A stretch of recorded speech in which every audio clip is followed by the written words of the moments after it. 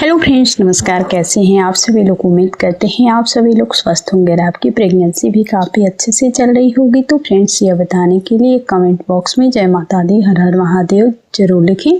फिर देखिए, pregnancy conceive करते ही प्रेग्नेंट महिला के शरीर में काफ़ी सारे बदलाव, काफ़ी सारे हार्मोनल चेंज होने शुरू हो जाते हैं। और जैसे ही प्रेगनेंसी कंसीव होती है तो महिला के जीवन में एक अलग ही खुशी भरा माहौल आ जाता है और उनके जीवन में खुशियों का ठिकाना नहीं रहता। लेकिन खुशियों के साथ साथ क्या होता है कि उनके जीवन में बहुत सारे उतार चढ़ाव आते हैं, यानी कि घुमावदार रास्ते जैसा हो जाता है। बहुत ज़्यादा खुशी तो होती है, लेकिन उनके शरीर में कुछ ऐसे बदलाव होते हैं, कुछ ऐसे सिम्टम्स होते हैं जो कि हार्मोनल चेंजेस होने की वजह से गर्भवती महिलाओं में नज़र आने लगते हैं। जैसे महिला की बहुत अधिक उल्टी मिचली आने लगती है, सिर दर्द की प्रॉब्लम होती है, हाथ और पैरों में जलन की समस्या होने लगती है, पैर सूजने लगते हैं।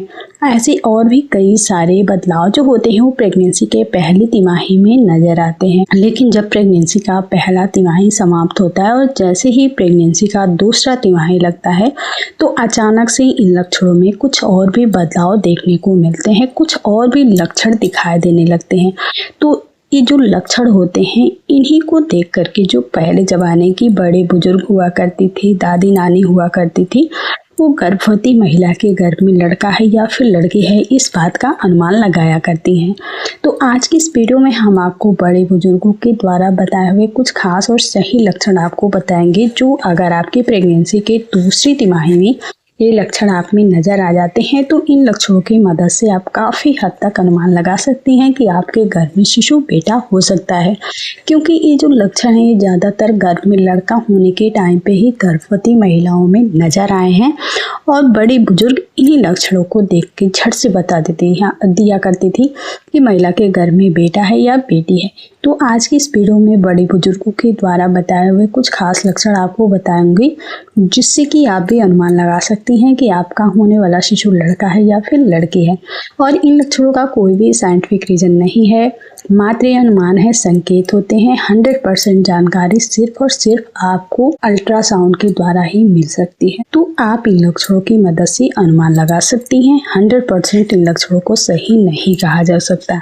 तो देखिए फ्रेंड्स, अब बिना देरी के हुए फटाफट से वीडियो को स्टार्ट कर लेते हैं और सबसे पहले और ख़ास लक्षण की बात कर लेते हैं।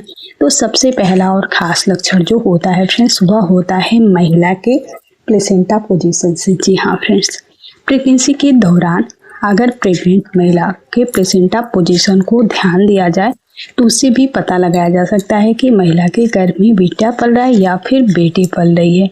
तो अगर प्रेगनेंसी के दौरान प्रेग्नेंट महिला का जो प्लेसेंटा का पोजीशन हो वह किस तरफ है, यानी कि आपका जो प्लेसेंटा का पोजीशन है वह अगर आपके आगे की साइड में या फिर आपके पीछे की साइड में है, तो इससे आपको पता लग सकता है कि आपका होने वाला जो शिशु है वह बेटा हो सकता है या फिर बेटी हो सकती है।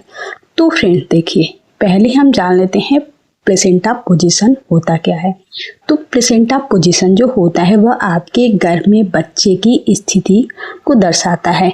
अगर आपका बच्चा आपके पेट के आगे की तरफ यानी कि आगे वाले हिस्से में होता है तो इसका मतलब है कि आपकी प्लेसेंटा पोस्टीरियर होती है। वहीं अगर आपकी जो बच्चे की स्थिति है वह आपके पीछे की साइड में होती है तो ऐसे में कहा जाता है कि यह एंटीरियर पोजीशन है, एंटीरियर प्लेसेंटा है।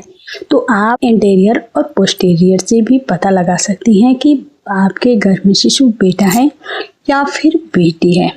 तो फिर देखिए, प्रेगनेंसी के स्टार्टिंग के दिनों में यानी कि आपकी प्रेगनेंसी के पहली तिमाही में जो आपके प्लेसेंटा पोजीशन है वह चेंज होती है। पहली तिमाही में कुछ और रहती है, दूसरी तीसरी तिमाही में बदलती रहती है। लेकिन अगर आप देखती हैं कि शुरू से लेकर के 9 महीने तक आपकी जो प्लेसेंटा पोजीशन है वो पोस्टीरियर ही रहती है।